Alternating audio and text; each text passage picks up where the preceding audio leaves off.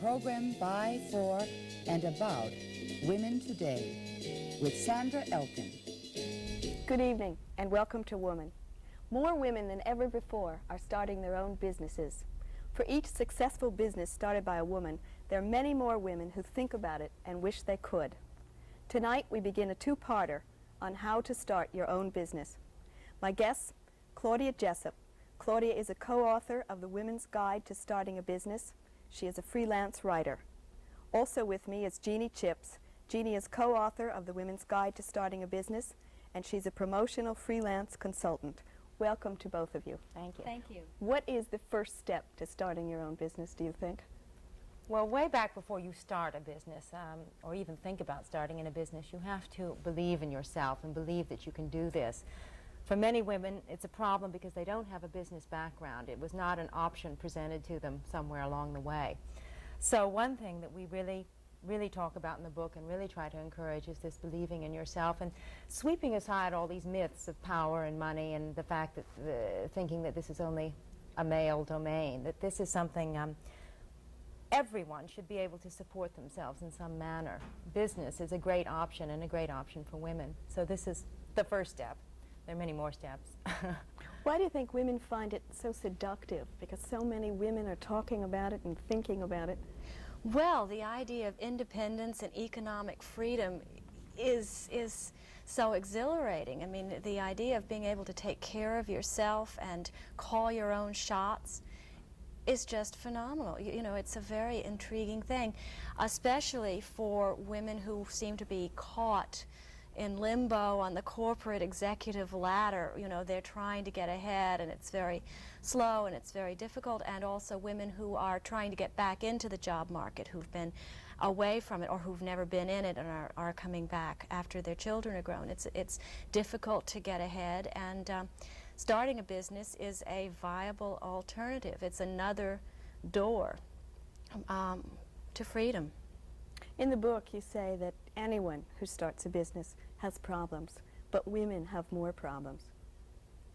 Yes, women have problems with what we say is conditioned resistance as far as the psychological motivation, just what Jeannie was saying, the fear of these great power myths that men are the only ones who are really educated and can do it in a big way. They also have financial problems, and as far as just the whole outlook towards economics, sort of a basic fear of money, of knowing what it can do and how to use it effectively. And I think that that's something that is changing, but women don't know how to establish their own credit, and they have to become more economically independent. All right, say we all had an idea to start a business. Yeah. And the next step is to find some money. What would we do? Well, raising money, of course, is one of the biggest problems and the biggest hurdles that you have to go through. One thing is, and I think inexperienced women who are not experienced in the business world, have this incredible thing about how they're going to save money. They're going to be thrifty and they're going to start their business and show everybody how they can start something on $5,000 or $500. I mean, it is incredible, the spectrum of how little and how much, you know, businesses can cost. And we strongly advise, first of all, you come up with your plan, which we'll talk about later, a blueprint, and then you come up with your financial plan of how much it's going to cost. And it must be reasonable. I mean, you must not start a business and say, well, I'm going to start, well, one of the most expensive businesses to open up would be a restaurant or a boutique where you've got inventory and heavy equipment, especially in a boutique. You must not start off with too little inventory. I mean, the whole point of the business is that you are selling whatever it is. So raising money, people must realize that money is only a means to an end. Whether you need $5,000 or $100,000, it's no difference if your ground plan, if your business plan is a good one. You're going to be able to raise that money if you can show on paper that in the end you're going to make it back and it's a good investment for someone. But women still are afraid to go after that $100,000. Somehow it seems too big a commitment. Well, going into business is a commitment, so is a big commitment anyway, whether you are starting out with $5,000 or you know, $500,000. It's but all the somehow same. it seems like not quite as large a commitment if you're making yourself inconspicuous, if you're only asking for a little bit. But that's really not what business is all about, to make yourself inconspicuous. You know, I mean, Keeping a low profile is not going to help you make it Yeah. to be a success. it's like saying I'm going to go into business, but I'm not going to put any money into advertising. Well, I mean, or promotion. I mean, that would be ridiculous, and everybody, I think, would realize that that was ridiculous. So when you go into business, you've got to realize that you've got to reach your market. Business is buying and selling, and you've got to have clients and customers. You've got to reach your market. You've got to be in a location that is going to be agreeable to the people that want to use your business. So many women that we have talked to over the years have been so anxious to do something that they will open it in a second floor shop On in a the back, side on a side street, and then nobody knows that they're there. I mean, they just simply don't exist. Or they have to advertise, spend so much more money on advertising to tell people that they're there, that they might as well have gone for a big rent in a proper location that people would, high traffic area. Well, that where people do would you go pass by. specifically for money? I mean, do you go to a bank first? No. Yeah, banks are a good place to go to get advice from a banker, and we strongly advise that the minute you get your idea down on paper, the minute you begin to formulate, you know, that you start building your business family, and your business family will be yourself and your partner, if you're going to have a partner, an accountant, a banker, a lawyer, an insurance broker, all these people that are going to have to be talked to before you're going to be able to open your doors. A banker can be immensely helpful in helping you with a good plan, coming up with a good plan, in sending you to potential investors. But for the most part, a bank is not in the business to lend startup capital. And for the most part, especially women starting small businesses, have to get to raise about 50% of it on their own, either out of their own savings or from friends and family, business associates who believe in them, proper sources, private sources like that, in order to then go and possibly get the rest of the banking from a bank or a small business investment company, or you know, any other means of larger investors. The federal government has one source, right? Yes, the Small Business Association has money available for small businesses, and But not very much money is available for women. In, I don't know, the last statistics in 1972, I think out of thousands and thousands of loans that they gave, something like 200 went to women-owned businesses. It's changing. There's now an association of women business owners in Washington that has made great inroads as far as making the SBA more aware of women-owned businesses, and that they are a faction that must be dealt with effectively. And so they're changing their policy. Getting an SBA loan is difficult, and it takes a long time. There's a lot of red tape. We talked to a woman when we were doing our book who has a school called Lady Carpenter, and she had the idea, and she couldn't get private financing. She didn't have any private savings or access to anything, and so she went to the SBA, and because she had a good plan, she had a very good financial projection for the next 5 years all set up. She stuck with it and went through all the red tape, and after about 6 or 8 months she got the loan. But she didn't give up on her idea. She had to hang in there. Going to private investors, which is what most people will have to do if they are looking for large sums of money. When you're coming up with your business blueprint, your plan, your roadmap, whatever you want to call it, this is before, obviously, long before you've opened your doors, and you go out and you start looking for money to set this thing up, and you're getting a lot of no's. The thing to do is to really get these people to sit down and say why they're saying no to you, and always go back to your plan. I mean, there's a flaw there, because in this country, people want to invest in good business ideas, and it doesn't have to be something that's going to make someone millions of dollars, but just to get interest or return on their money. If it's a good plan, if it's a good idea, if it's going to make money, I mean, you're going to find an investor. Oh, also, you've got to think positively on that, and if you're not getting any anybody picking up on your idea, then there's something wrong with your plan. Go back and look at it again. Yeah, just one little aside on the idea of bank. Although they don't lend seed money, really, they're very helpful with expansion loans and working capital, and banks are required by law to tell you why your loan has been turned down, and it should be known that advice is available, because as Jeannie said, it helps. It helps you go back to the drawing board and restructure, knowing what you've done wrong. What about bad advice? Is it easy to get bad advice as well as good advice? Yes, very, very much so. Or misplaced advice. Misplaced advice, yeah. I mean, in the beginning, an idea is so fragile that even though you want to talk about your idea and talk to people about it and tell them and get new ideas and get input and all that kind of thing, I mean, you can't be stopped by someone saying, oh, I know someone who opened that business last year and it was the biggest flop, and service businesses don't go this year, whatever, because an idea is just too fragile to let, too many people tell you no.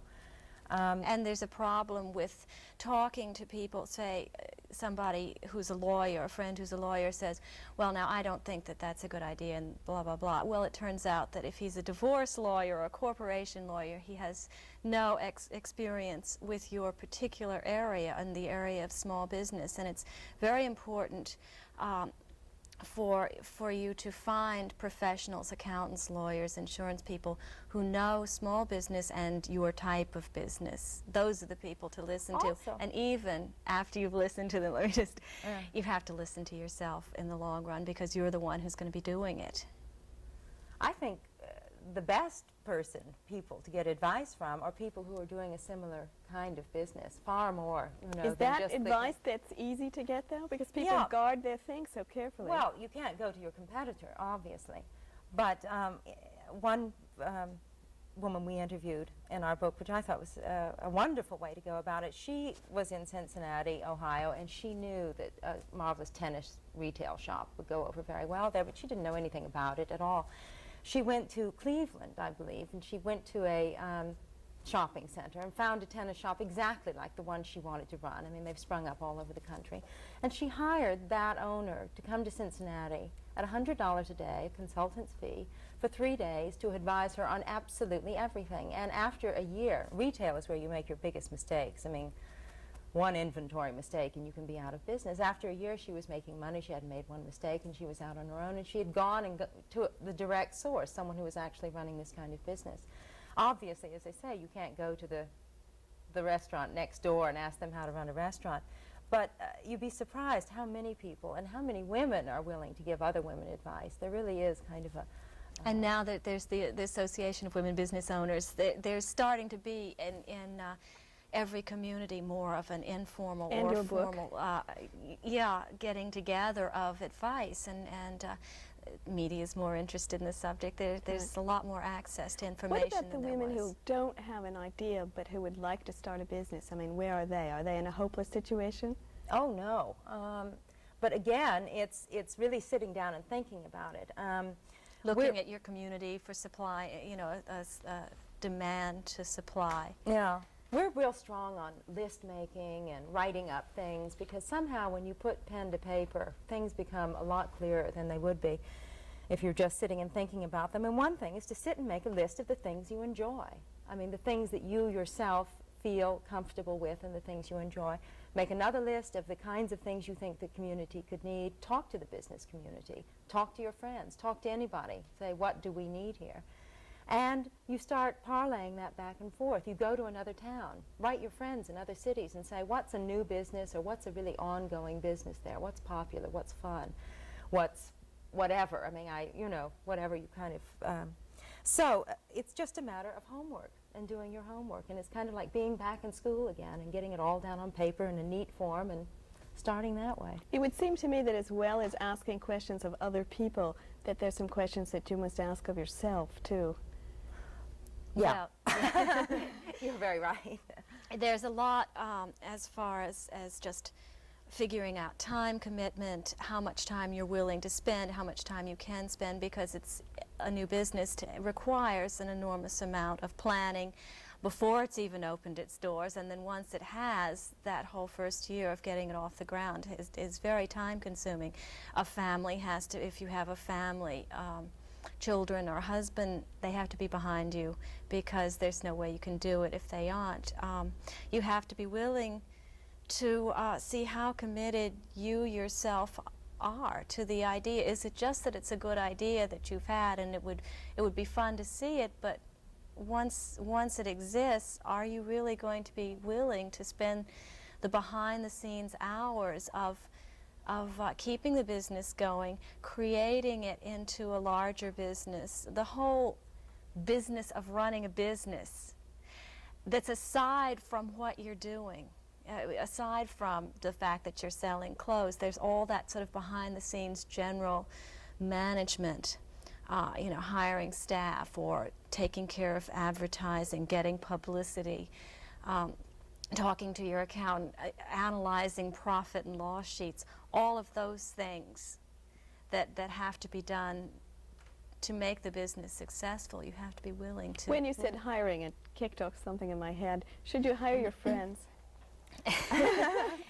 That's a very, I mean, usually those are the people that it's most likely to hire because you know them and you know what their qualifications are. And you're insecure, I would assume, and that makes you feel more it's nice to, you know, to work with friends. You know, it's nice to be surrounded in the day by people that you like. But in a lot of cases, you don't end up liking them very long if you're working with them on a day-to-day basis. We always Problems say, arise. think about firing a friend before hiring a friend. Think about that. One thing, again, too, is so many good ideas are thought up by two friends sitting around saying, let's do this idea.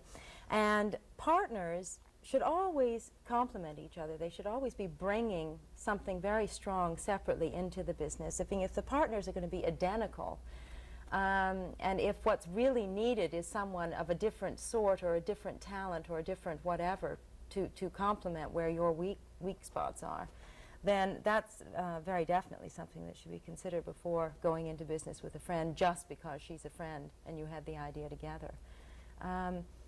Every partner in a business should be indispensable to the business. They shouldn't be mutually indispensable. They should each be bringing something separate. And knowing exactly what to expect from each other, which should be set down in the beginning, no matter whether you're the best, whether you are friends or not, knowing now you're speaking from exactly. experience. You two had a business together. Yeah. Yes, and we were friends before, and we still are friends. It's considered not likely. I mean, we really have bucked the odds, but it worked out for us. But where we made one mistake is that we're very similar. I mean, you know, it's a case of do as we say, not as we did. We could have been more different. You know, one of us should have been heavier on the financial and the other heavier on the creative. We kind of blended together down the middle. Yeah. What mistakes did you make? In our business? Well, we backed into our business. We knew nothing about business. It was everything we did is what we say not to do at this point. I think the biggest mistake we made is we were so anxious to get started. We thought up the idea and we started, you know, 3 weeks later practically, and we hadn't thought everything through. So a year later, when the business was going fairly well, I mean, by luck and by perfect timing of this business, we just had no plan. We didn't know how to expand. We didn't know where to go. We didn't know exactly what to do. And so we were floundering after a year, and it took us another year. It was like taking an enormous giant It was sort of step like backward. starting all over What again. It was was your very business? I hand think to we better mouth. say what your business was. Oh, what we kind were of a business it was. creative service business in New York, and we planned promotions and all sorts of extraordinary events. It was in the late 60s. It was a time when anything went. We hired blimps to fly over, you know, for one rock band, and we were the people that dressed up men in gorilla suits for an opening of Planet of the Apes, and parties in subway stations and happenings all over the place. So it was a very flamboyant, fun business. Where all sorts of big businesses had great budgets to do this kind of thing. Then when the economy started taking a turn downwards, we had to restructure our business because we were totally geared to a good economy. We were a luxury type of business. So we had to restructure because we didn't have a 5-year plan of where this was going to go if the economy took a turn downwards, which it obviously... Which is another point. Yes. A broader look. Yeah. Yeah, looking at in the distance. We did restructure. We headed more towards feminine marketing and hiring ourselves as an auxiliary staff, and which again proves the point of flexibility. In spite of your plans and even the best laid plans, if something happens that it's good to take advantage of, you know, something as far as a trend, just a sociological trend, something that's happening in your city, you have to be aware of all the things that are going on around you that may not have a direct effect on your business, but they could, and you have to know everything that's going on. That's what's so much fun about business. It really isn't. I mean, sure, it's great fun to kind of decorate a marvelous restaurant and get the restaurant going, but the real fun of being in business is the whole overlook of it. I mean, the industry you're in at large, the trends that are going on, everything that's going on. It's a real sort of outlook into the world, and I think that's really where the stimulation comes in the end. And this is why you can do it for day in, day out, for year in, year out, and you build and you expand and you go into new areas. And it's just a tremendous whole career industry to get into. It's a creative thing. I mean, the whole running a business, because there are so many things to think about.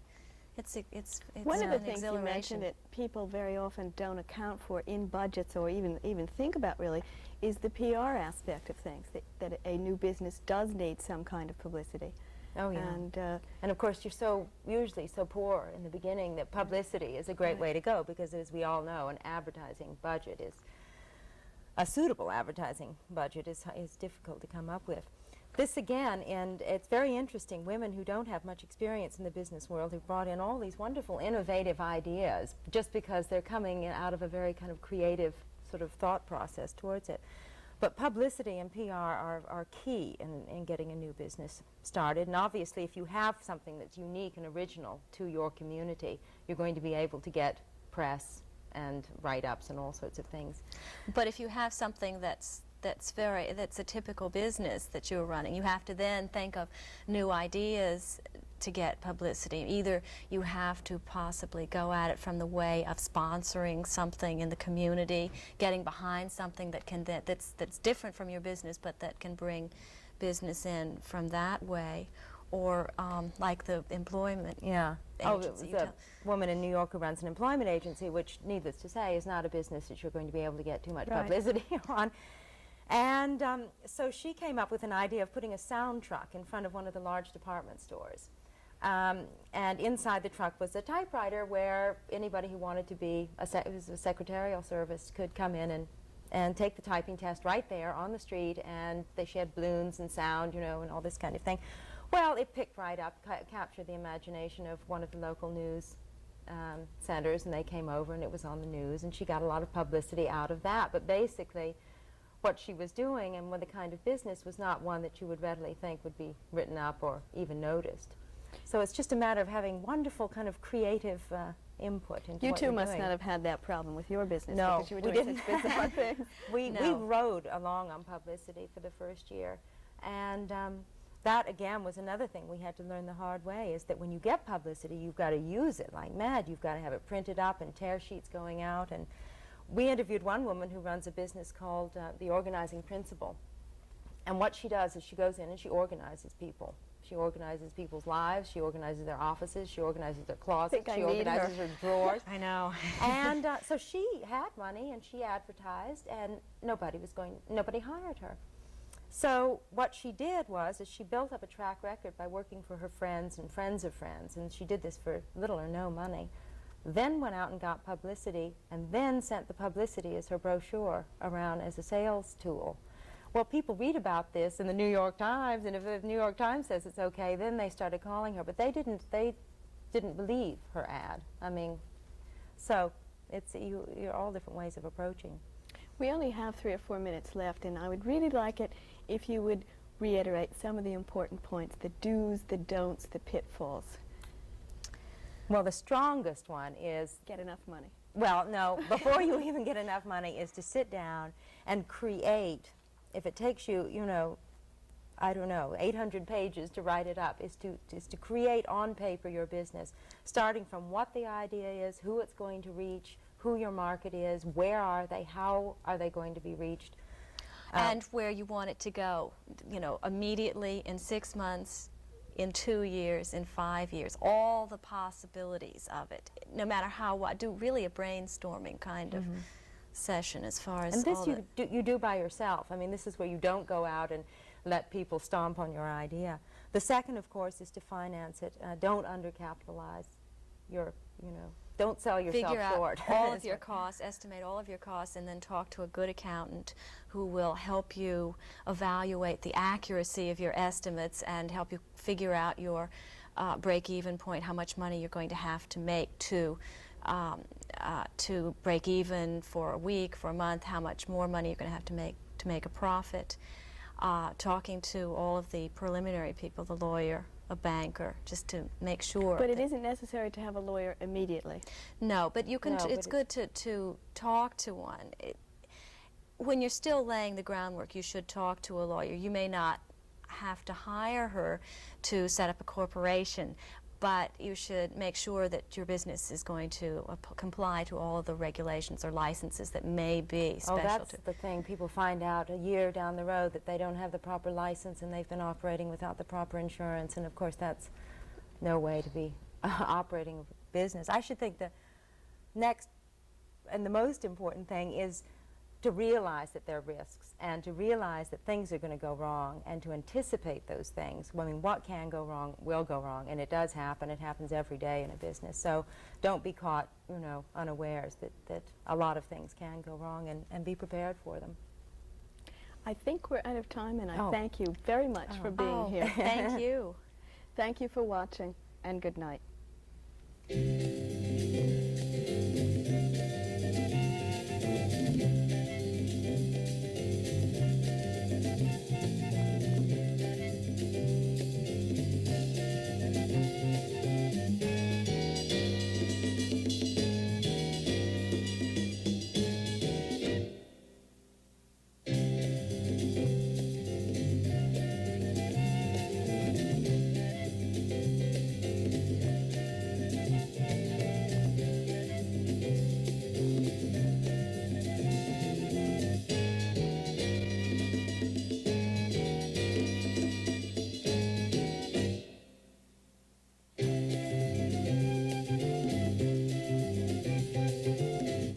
This program was produced by WNED-TV, which is solely responsible for its content. Major funding was provided by public television stations. Additional support was provided by unrestricted general program grants from the Corporation for Public Broadcasting and the Ford Foundation.